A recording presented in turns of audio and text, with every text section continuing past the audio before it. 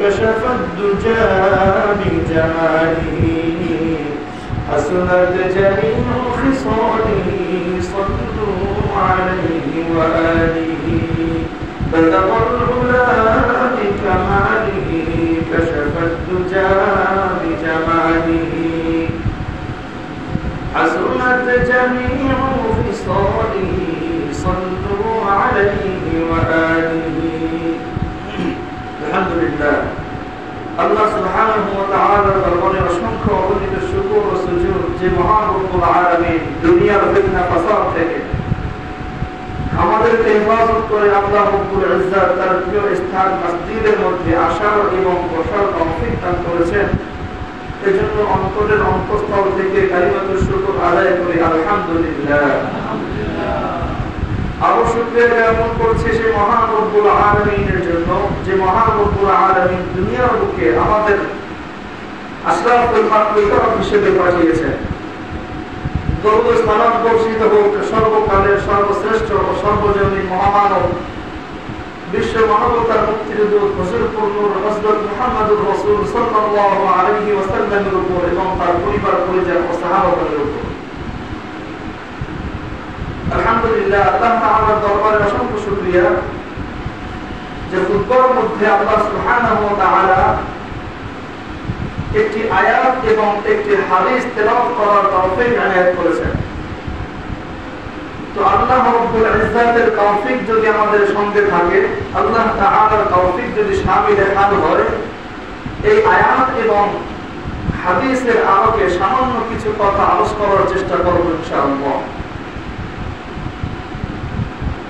আল্লাহ সুবহানাহু ওয়া তাআলা সূরাতুল কলমের ৪র্থ নম্বর আয়াতের মধ্যে প্রিয় নবী হযরত মুহাম্মদুর রাসূল সাল্লাল্লাহু আলাইহি ওয়াসাল্লামের সিফাত আলোচনা করতে গিয়ে তিনি বলেন, ওয়া ইন্নাকা লাআলা খুলুকিন আযীম। আল্লাহ রাব্বুল ইজ্জত তার প্রিয় হাবিবের শানে বলছেন, ওয়া ইন্নাকা লাআলা খুলুকিন আযীম। হে আমার নবী, হে আমার দোস্ত, আমার বন্ধু, পৃথিবীর মধ্যে আপনার চরিত্র সবচাইতে উত্তম, আপনি সবচাইতে উত্তম চরিত্র এবং উত্তম আখলাকের অধিকারী। সুবহানাল্লাহ। তাহলে রাসূলুল্লাহ সাল্লাল্লাহু আলাইহি ওয়াসাল্লামকে আল্লাহ রাব্বুল ইজ্জত তিনি আখলাকের সর্বোৎকৃষ্ট আসনে আসীন হওয়া এটা বলেছেন কে? আল্লাহ রাব্বুল আলামিন তার প্রিয় হাবিব হযরত মুহাম্মদুর রাসূল সাল্লাল্লাহু আলাইহি ওয়াসাল্লামকে বলেছেন। এরপর রাসূলুল্লাহ সাল্লাল্লাহু আলাইহি ওয়াসাল্লাম মুসনাদ আহমদের 8952 নম্বর হাদিসের মধ্যে রাসূল বলেন, ইন্নামা বুইসতু লিউতাম্মিমা মাকারিমাল আখলাক। রাসূলুল্লাহ সাল্লাল্লাহু আলাইহি ওয়াসাল্লাম বলেন, নিশ্চয়ই আল্লাহ রাব্বুল আলামিন আমাকে আদেশ দিয়েছেন আমি যেন পৃথিবীর মধ্যে সবচাইতে উত্তম আদর্শ এবং উত্তম আখলাকের উদাহরণ সাব্যস্ত করি, উদাহরণ প্রতিষ্ঠা করি। রাসূলুল্লাহকে আল্লাহ তাআলা আদেশ দিয়েছেন। রাসূলুল্লাহ বলেন, আল্লাহ তাআলা আমাকে পৃথিবীর মধ্যে সর্বোৎকৃষ্ট আদর্শ এবং সর্বোৎকৃষ্ট আখলাক প্রতিষ্ঠা করার জন্য আদেশ দিয়েছেন। তাহলে আখলাক হচ্ছে রাসূলুল্লাহ সাল্লাল্লাহু আলাইহি ওয়াসাল্লামের জীবনের বিশাল একটি অনুষঙ্গ জুড়ে রাসূলুল্লাহ সাল্লাল্লাহু আলাইহি ওয়াসাল্লামের জীবনের একটা বিশাল সময়ের আদর্শ এবং উত্তম জীবন ব্যবস্থা। আল্লাহ তাআলা যদি তৌফিক দান করেন তাহলে সেই রাসূলুল্লাহ সাল্লাল্লাহু আলাইহি ওয়াসাল্লামের যে আখলাক ছিল সেই আখলাক কিভাবে আমাদের মধ্যে আসতে পারে, আমরা সেই আখলাকের অধিকারী কিভাবে হতে পারি এবং আখলাক সম্পর্কে যাবতীয় কথা অল্প কিছু সময়ের মধ্যে আলোচনা করার চেষ্টা করব ইনশাআল্লাহ। প্রথমে আমরা জানবো আখলাক কাকে বলে, চরিত্র কাকে বলে। তো রাসূলুল্লাহ সাল্লাল্লাহু আলাইহি ওয়াসাল্লামকে আল্লাহ তাআলা ঘোষণা দিয়েছেন পৃথিবীর মধ্যে সবচেয়ে সচ্চরিত্রবান যদি কোনো মানুষ থেকে থাকে তাহলে সেই মানুষটি হচ্ছে রাসূল। যদি উত্তম আদর্শবান কোনো মানুষ পৃথিবীর মধ্যে থেকে থাকে তাহলে সেই মানবটি হচ্ছে রাসূলুল্লাহ সাল্লাল্লাহু আলাইহি ওয়াসাল্লাম। পৃথিবীর মধ্যে সবচেয়ে উৎকৃষ্ট আদর্শের মানুষ, উৎকৃষ্ট আখলাকের মানুষ যদি কেউ থেকে থাকে তাহলে আল্লাহ রাব্বুল আলামিনের ঘোষণা মতে সেই মানুষটি হলো রাসূলুল্লাহ সাল্লাল্লাহু আলাইহি ওয়াসাল্লাম। আমাদের জানতে হবে আখলাক কাকে বলে, আখলাক কি? আখলাক বলা হয় জাগতিক জীবনে চলার পথে মানুষের জীবনের যত অনুষঙ্গ আছে তার প্রত্যেকটা জিনিসের হক সঠিকভাবে আদায় করা। আখলাক শব্দের স্বাভাবিক অর্থ মানুষের জাগতিক জীবনে চলাফেরা করার জন্য যতগুলো অনুষঙ্গ রয়েছে তার প্রত্যেকটা অনুষঙ্গের যথাযথ হক আদায় করার নাম হচ্ছে আখলাক। ঠিক কিনা? মানুষ যখন নামাজ পড়বে তো নামাজের মধ্যে যে সমস্ত হকগুলো রয়েছে সে হক আদায় করা হচ্ছে মানুষের আখলাক। মানুষ যখন সমাজের মধ্যে চলাফেরা করবে তখন সমাজের মানুষের সাথে মানুষের আচার ব্যবহার কেমন হবে সেটা রূপরেখাকে বলা হবে আখলাক। মানুষ যখন হাট বাজারে হাঁটবে, বাজারের মধ্যে যাবে, সংসারের মধ্যে উপনীত হবে, তখন মানুষের আচার ব্যবহার, তখন মানুষের চরিত্র কেমন হবে সেটা রূপরেখার নাম হলো আখলাক। ঠিক কিনা? তো আমরা জানলাম আখলাক হচ্ছে মানব জীবনের জাগতিক জীবনের চলাফেরা করার জন্য যতগুলো অনুষঙ্গ রয়েছে তার প্রত্যেকটা অনুষঙ্গের যত হক সেই হকগুলোকে যথাযথ আদায় করার নাম হচ্ছে আখলাক।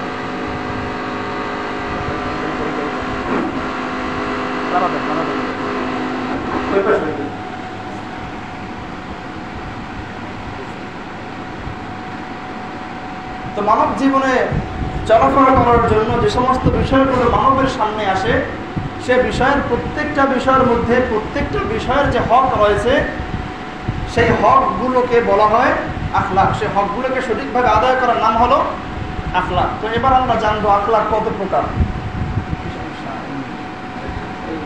একটু বাড়াই দেন, এই পাশে শেষেরটা হয় অল্প বাড়াই, একটু কমা। ঠিক আছে, একটু সমস্যা। তো এবার আমরা জানার চেষ্টা করব যে আখলাক কত প্রকার। কোরআন ও হাদিসের মধ্যে যদি আমরা দেখি তাহলে দেখতে পাবো আখলাকের প্রকারভেদ করা হয়েছে দুটি ভাবে। কয় ভাবে? দুই ভাবে। অর্থাৎ আখলাক হচ্ছে দুই ধরনের। কয় ধরনের? দুই ধরনের। প্রথম আখলাক হচ্ছে আখলাকে হামিদা, আর দ্বিতীয় প্রকার হচ্ছে আখলাকে যামিমা। আখলাকে হামিদা বলা হয় প্রশংসনীয় আখলাক, যে আখলাকের প্রশংসা রাসূলুল্লাহ করেছেন, যে আখলাকের প্রশংসা আল্লাহ তাআলা করেছেন। আর আখলাকে যামিমা হলো এমন আখলাক যে আখলাকের ব্যাপারে আল্লাহ রাসূল সতর্ক করেছেন এবং আল্লাহ তাআলা সতর্ক করেছেন। সহজ ভাষায় বলতে আখলাকে হামিদা হচ্ছে ভালো চরিত্র, আখলাকে যামিমা হচ্ছে খারাপ চরিত্র। তো মানুষের মধ্যে দুটি বিষয় থাকবে। কিছু কিছু মানুষ থাকবে যাদের চরিত্র ভালো এবং কিছু কিছু মানুষ থাকবে যাদের চরিত্র খারাপ। তো কোরআন ও হাদিসের দৃষ্টিতে যদি আমরা দেখি তাহলে আমরা দেখতে পাবো আখলাকে প্রথম ভাবে দুই ভাগে বিভক্ত করা হয়েছে। প্রথম ভাগ হচ্ছে আখলাকে হামিদা, প্রথম ভাগ হচ্ছে আখলাকে হামিদা, দ্বিতীয় ভাগ হচ্ছে আখলাকে যামিমা। আখলাকে হামিদা হলো প্রশংসনীয় বা উত্তম আদর্শ, উত্তম আখলাক, আর আখলাকে যামিমা হচ্ছে খারাপ চরিত্র, খারাপ আখলাক। তো আখলাকে হামিদাকে আবার তিনটা ভাগে বিভক্ত করা হয়েছে। আখলাকে হামিদাকে তিন ভাগে বিভক্ত করা হয়েছে। যদিও বিষয়গুলো আমরা শুনি কিন্তু এগুলো মনে রাখার চেষ্টা করা উচিত, এগুলো মনে রাখার চেষ্টা করা উচিত। কারণ প্রত্যেকটা জুমার আলোচনা এক একটা ক্লাসের মতো, ঠিক না? মুমিনের জীবনে যত আলোচনা আসে, যত হাদিস ও কোরআনের আলোকপাতে যত বিষয়গুলো আছে তার প্রত্যেকটাই শিক্ষার জন্য, ঠিক না? আমরা এখানে কেন বলছি? কিছু জানার জন্য, সবার জন্য হতো নাকি? তো মানুষ যা বলে, মানুষ যা করে তার প্রত্যেকটা বিষয় কিসের জন্য হয়? শেখার জন্য হয়। তো আমরা এগুলো মনে রাখার চেষ্টা করবো। তো আখলাকে হামিদাকে তিন ভাগে বিভক্ত করা হয়েছে। প্রথম ভাগ হচ্ছে স্বাভাবিক। প্রথম ভাগ হচ্ছে যে আখলাকে হামিদা বা স্বাভাবিক ভাবে, এটা উদাহরণ কিতাবের মধ্যে দিয়েছে। যদি কোনো ব্যক্তি অপর ব্যক্তিকে আঘাত করে তাহলে সেই আঘাতের প্রতিঘাতে আরেকটি আঘাত করা। আপনাকে কেউ থাপ্পড় মেরেছে, আপনি এখানে অতিরিক্ত প্রতিক্রিয়াশীল না হয়ে আপনি তাকে থাপ্পড় মারলেন। এটা হলো আখলাকে হামিদার সর্বনিম্ন স্তর, প্রথম স্তর এবং সর্বনিম্ন স্তর। দ্বিতীয় আরেকটি স্তর আছে যেটাকে বলা হয় আখলাকে হাসানা। আখলাকে হাসানা অর্থাৎ আখলাকে হামিদার দ্বিতীয় প্রকার হচ্ছে আখলাকে হাসানা। আখলাকে হাসানের উদাহরণ কিতাবের মধ্যে ভাবে এসেছে, যদি কোনো ব্যক্তি অপর ব্যক্তিকে আঘাত করে তাহলে সে আঘাতের পরিবর্তে, আঘাতের মোকাবেলায় তাকে ক্ষমা করে দেওয়া। তাহলে দেখুন প্রথমটার মধ্যে প্রথম যে স্বাভাবিক ছিল নিচু স্তর, সর্বনিম্ন যে স্তর সেটা হচ্ছে আপনাকে যদি কেউ আঘাত করে তাহলে আপনিও তাকে সেম একটা আঘাত দিয়ে দেবেন। দ্বিতীয় আরেকটি প্রকার হচ্ছে আপনাকে যদি কেউ আঘাত করে তো আপনি তাকে ক্ষমা করে দেবেন, এটা হলো আখলাকে হাসানা, আখলাকে হামিদার দ্বিতীয় প্রকার। আরেকটি আখলাক হচ্ছে আখলাকে আযীমা, এই আখলাকটাকে বলা হয় আখলাকে আযীমা। এটার উদাহরণ কিতাবের মধ্যে এসেছে, আপনাকে যদি কোনো ব্যক্তি আঘাত করে তাহলে ওই আঘাতের প্রতিঘাতে আপনি তাকে কোনো আঘাত করবেন না, আপনি তাকে ক্ষমা করবেন এবং আপনি তাকে সম্মান করবেন, আপনি তাকে ক্ষমা করবেন এবং সম্মান করবেন। এজন্য রাসূলুল্লাহ সাল্লাল্লাহু আলাইহি ওয়াসাল্লামের মধ্যে এই বিশেষ গুণটি ছিল। রাসূলুল্লাহ সাল্লাল্লাহু আলাইহি ওয়াসাল্লামকে যদি কেউ আঘাত করত তাহলে সে আঘাতের পাল্টা প্রতিঘাত করার জন্য সে পাল্টা আঘাত করত না, বরং তাকে ক্ষমা করে দিতেন। ক্ষমা করার পর তাকে কিছু হাদিয়াও দিতেন। সুবহানাল্লাহ।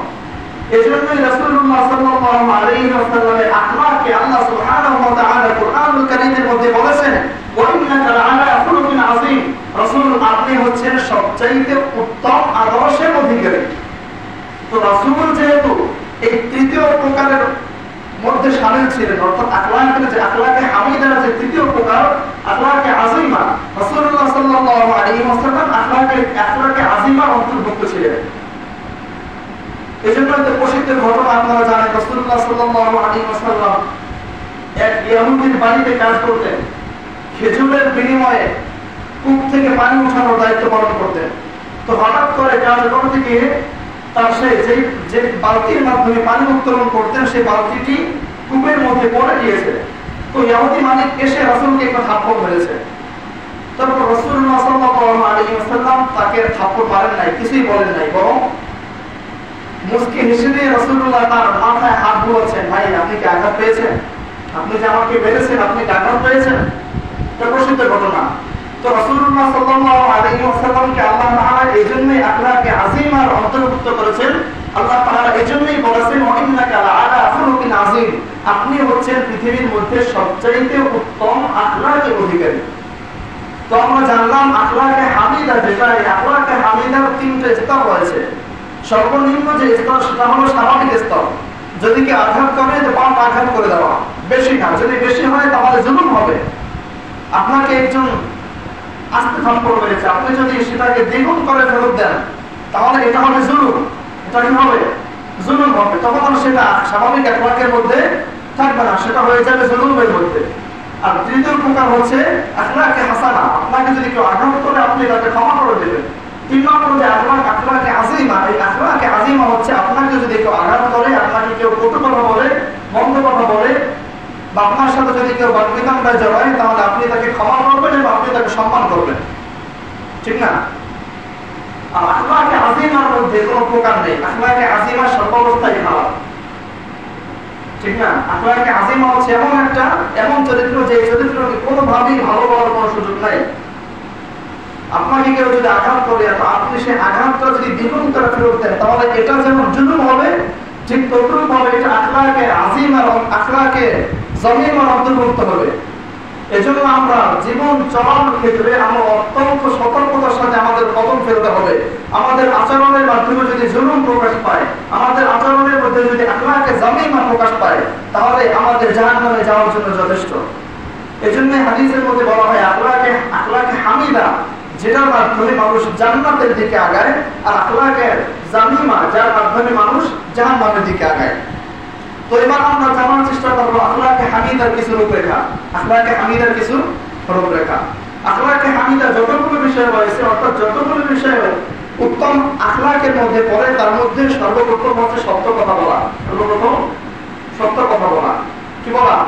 সত্য কথা বলা। আমরা যখন কথা বলবো তখন সত্য কথা বলবো।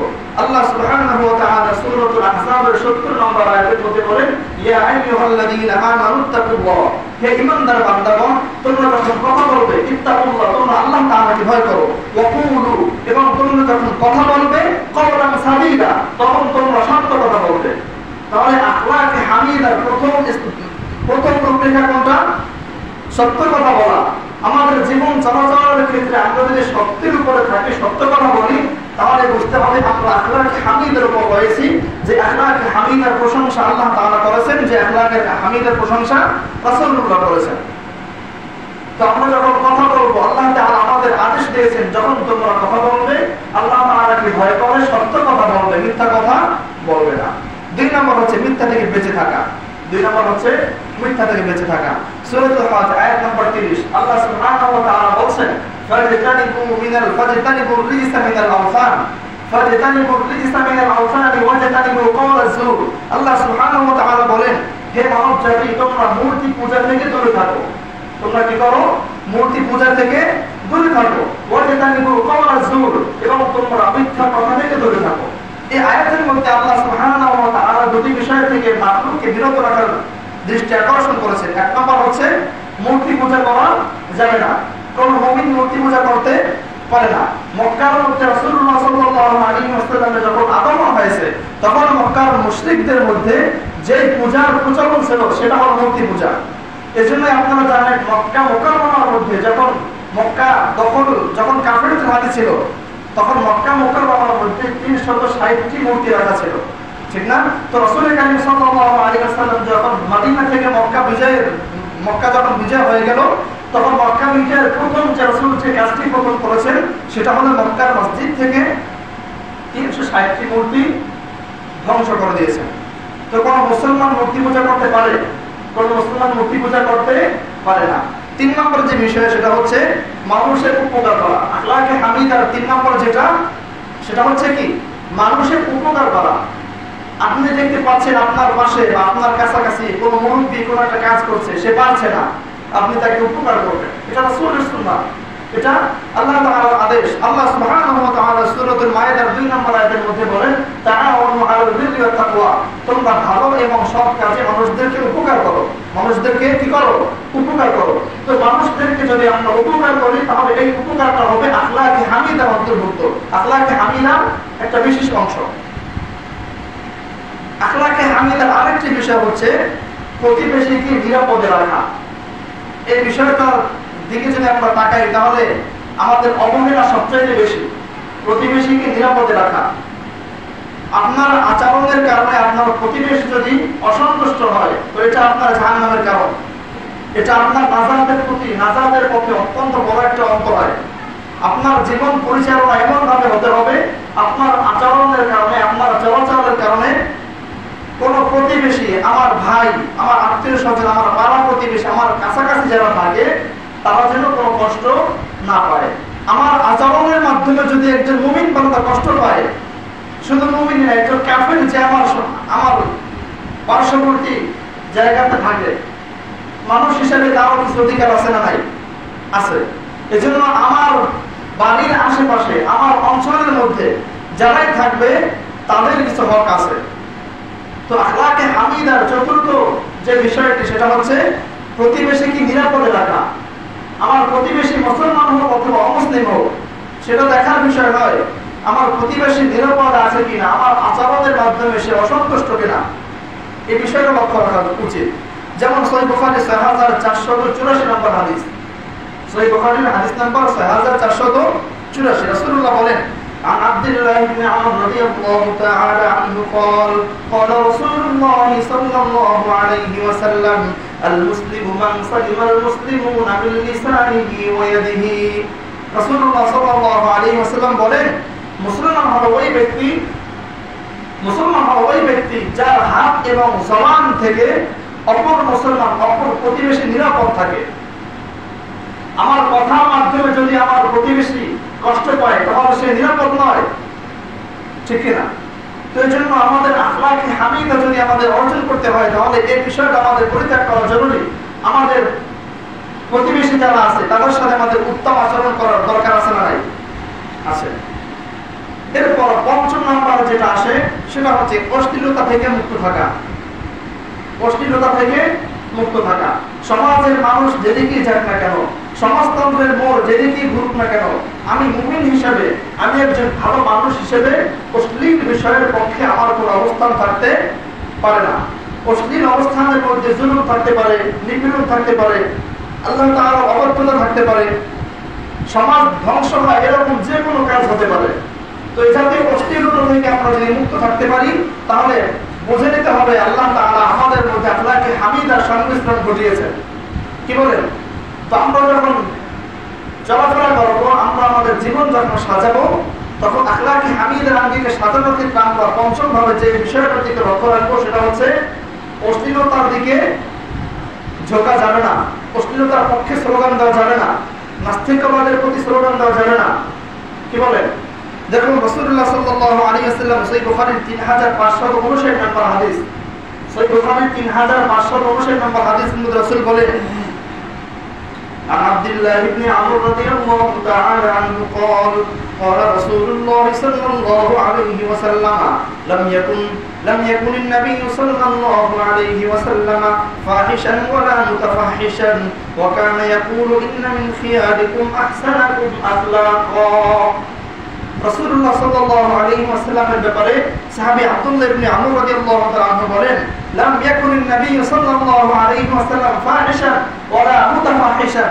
রাসূলুল্লাহ সাল্লাল্লাহু আলাইহি ওয়াসাল্লাম অশ্লীল ছিলেন না এবং তিনি অশ্লীল কোনো কিছু পছন্দ করতেন না। রাসূলের সামনে যদি কোনো অশ্লীল কাজ হতো রাসূলুল্লাহ বারণ করতেন, রাসূলুল্লাহ নিষেধ করতেন। এজন্যই আবু সাঈদ খুদরি রাদিয়াল্লাহু তাআলা আনহুর একটি হাদিস, প্রসিদ্ধ হাদিস, রাসূলুল্লাহ বলেন, মান রাআ মিনকুম মুনকারান ফালইউগাইয়ির বিয়াদিহি, যদি মানুষ যদি তোমার সামনে খারাপ কাজ হতে দেখো, ফালইউগাইয়ির বিয়াদিহি, তখন তুমি হাত দ্বারা সেটাকে প্রতিহত করো, প্রতিরোধ করো, বাধা দাও, বাধা প্রদান করো। ফাইলাম ইস্তাতি' ফাবিলিসানিহি, রাসূল বলেন তোমার হাত দ্বারা বাধা দেওয়ার যদি শক্তি না থাকে, হাত দিয়ে বাধা দিতে যদি তুমি সক্ষম না হও, তাহলে তুমি তোমার জবানের মাধ্যমে সেটা প্রতিহত করবে, সেটা প্রতিবাদ করবে। ফাইলাম ইস্তাতি' ফাবিকলবি, এবং তুমি যদি তোমার জবানের মাধ্যমে প্রতিবাদ করতে না পারো, প্রতিহত করতে না পারো, তাহলে তুমি অন্তরের মাধ্যমে প্রতিরোধ করবে। অন্তরের এখানে ঘৃণার কথা বলা হয় নাই। এই হাদিসটাকে আমাদের সমাজে একটু ভুলভাবে উপস্থাপন করা হয়, বলা হয়ে থাকে যদি হাত দ্বারা বাধা দেওয়ার শক্তি থাকে তাহলে হাত দিয়ে বাধা দিবে, আর যদি হাত দিয়ে বাধা দেওয়ার শক্তি না থাকে তাহলে জবান দিয়ে বাধা দিবে, আর যদি জবান দিয়ে বাধা দিতে না পারে তাহলে অন্তরে ঘৃণা করবে। এই হাদিসের মধ্যে ঘৃণা করার কোনো শব্দ নেই, বরং এখানে যে শব্দটি আসছে সেটা হচ্ছে ফালইউগাইয়ির। ফালইউগাইয়ির শব্দের অর্থ হচ্ছে পরিবর্তন করে দেওয়া, প্রতিরোধ করা, বাধা দেওয়া, ঠিক না? এখন অন্তর দ্বারা বাধা কিভাবে দেবে? অন্তরের মাধ্যমে কিভাবে বাধা দেবে? অন্তরের মাধ্যমে, ঘৃণা করার মাধ্যমে বাধা দেওয়া হয় না। আপনি যদি একটা কাজকে ঘৃণা করেন তাহলে আপনাকে সেটাকে বাধা দিলেন, তো ঘৃণা করলে কি বাধা দেওয়া হয়? তো হাদিসের মূল ব্যাখ্যা হচ্ছে আপনাকে অন্তরের মাধ্যমে পরিবর্তন করতে হবে, কারণ হাদিসের শব্দ হচ্ছে ফালইউগাইয়ির। আপনি যদি হাত দ্বারা না করেন জবান দ্বারা, জবান দ্বারা না করলে অন্তর দ্বারা, তো অন্তর দ্বারা পরিবর্তন করার একটা ব্যাখ্যা হচ্ছে অন্তরের মাধ্যমে বাস্তব পরিকল্পনা বাস্তবায়ন করার চেষ্টা করা, অন্তরের মাধ্যমে প্ল্যান করা, যে প্ল্যানের মাধ্যমে ওটা কিভাবে ধ্বংস করা যায়, কিভাবে প্রতিরোধ করা যায় সেই চিন্তা করা।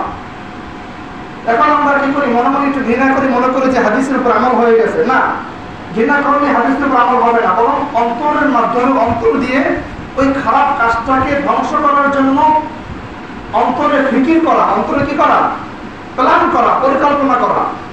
আপনি হাত দ্বারা কিছু করতে পারছেন না, আপনি জবান দ্বারাও কিছু বলতে পারছেন না, তো আপনি আপনার অন্তর দ্বারা যদি পরিকল্পনা করেন, তো ওই পরিকল্পনার কারণে আপনার উপরে কোনো জোর আসছে না, আপনার উপরে কোনো জবরদস্তি আসতেছে না। কি বলেন? এজন্য এই হাদিসের সঠিক ব্যাখ্যা হচ্ছে ফালইউগাইয়ির বিকলবিহি, অর্থাৎ অন্তরের মাধ্যমে পরিবর্তন করার চেষ্টা করা। তো অন্তরের মাধ্যমে পরিবর্তন করার চেষ্টা হয় কিভাবে? অন্তরের মাধ্যমে ওই বিষয়টা পরিবর্তন করার চেষ্টার মাধ্যমে। শুধু ঘৃণা করলে এই হাদিসের উপর আমল হবে না, এটা অপ্রাসঙ্গিক ভাবে বললাম। তো আখলাকে হামিদার যে ব্যাপার, আখলাকে হামিদার আরো অনেক চ্যাপ্টার আছে। মানুষের জীবনের মধ্যে ভালো ব্যবহারের তো কোনো শেষ নেই। কি বলেন? ভালো আচরণের কোনো শেষ আছে? মানুষ যত কল্যাণকর কাজ করবে, যত ভালোভাবে কাজ করবে, ভালো যত কিছু করবে, সবকিছু আখলাকে হামিদার অন্তর্ভুক্ত। তো এখানে মৌলিকভাবে 5টা বিষয়ের কথা আলোচনা আসছে। 1 নম্বর হচ্ছে সত্য কথা বলা, 2 নম্বর হচ্ছে মিথ্যা থেকে বেঁচে থাকা, 3 নম্বর হচ্ছে মানুষের উপকার করা, 4 নম্বর হচ্ছে প্রতিবেশীকে নিরাপদ রাখা, 5 নম্বর হচ্ছে অশ্লীলতা থেকে নিজে হেফাজত থাকা এবং সমাজকে হেফাজত রাখা। তো আল্লাহ তাআলা যদি আমাদের তৌফিক দান করেন তাহলে আগামী কোনো বৈঠকে, আগামী কোনো আলোচনা ইনশাআল্লাহ আখলাকে জামিমা সম্পর্কে কিছু আলোচনা করার চেষ্টা করবো ইনশাআল্লাহ। এতক্ষণ পর্যন্ত যে আলোচনা করা হচ্ছে হলো আল্লাহ তাআলা আমাদেরকে তার উপরে আমল করার তৌফিক দান করুন। সুবহানাল্লাহি ওয়া বিহামদিহি সুবহানাকাল্লাহুম্মা ওয়া বিহামদিকা আশহাদু আল্লা ইলাহা ইল্লা আনতা আস্তাগফিরুকা ওয়া আতুবু ইলাইক।